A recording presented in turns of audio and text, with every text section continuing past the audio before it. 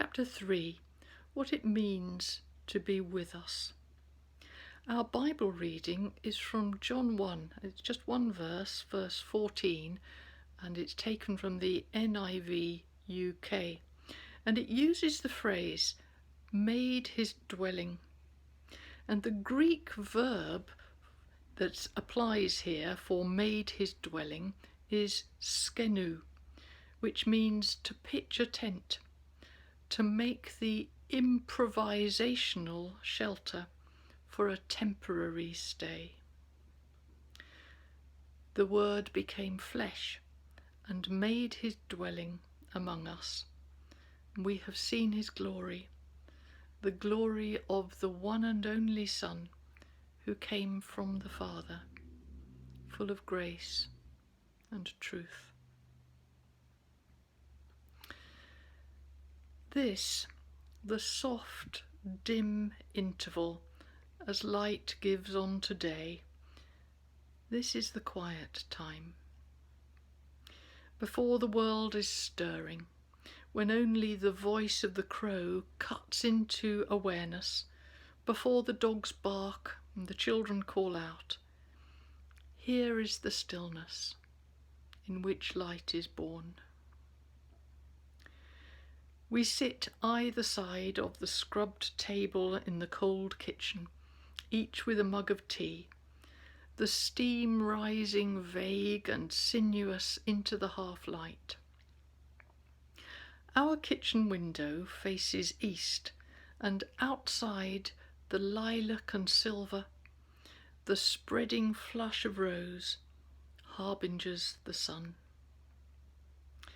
In just a little while, luminosity will streak vivid aslant the horizon. But we are not there yet. We are still waiting for the day. In the intimacy of this wintry hush, Jesus is with me.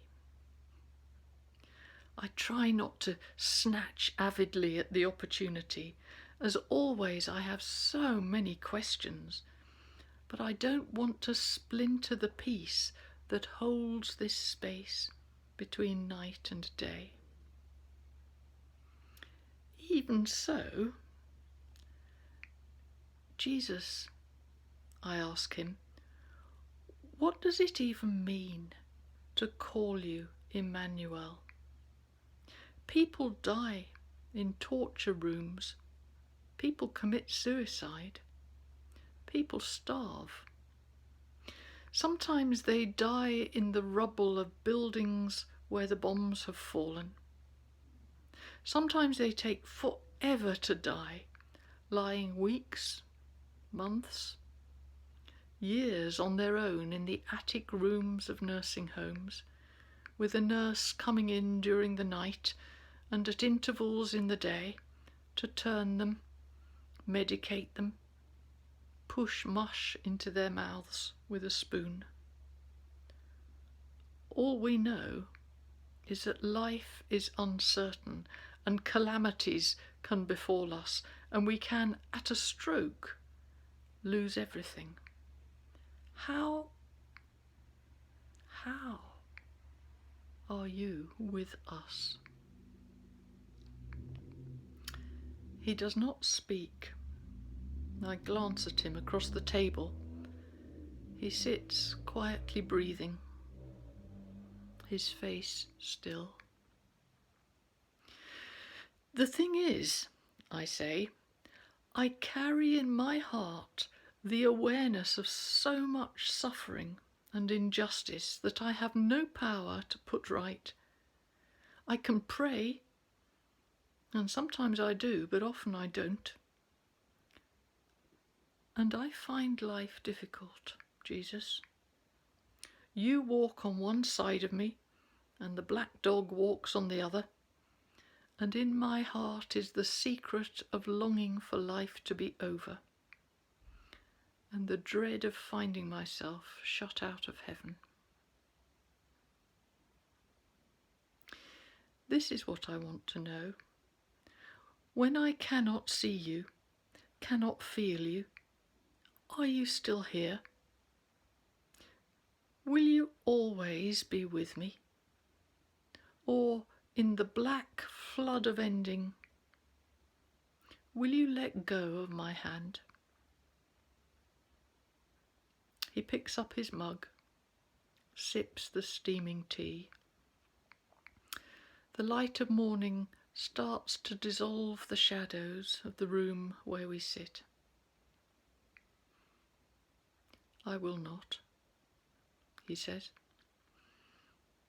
Then tell me how it works, I beg him.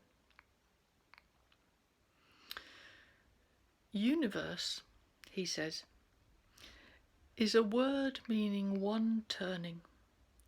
Everything folded and plaited and spiralled into a single being. We, it, everything, all now here. Everything that is proceeds from and belongs to God. There is no separation despite our myriad categorizations. The divisions are insignificant. Competition and warfare are senseless. Everything in the universe belongs to everything else, including you.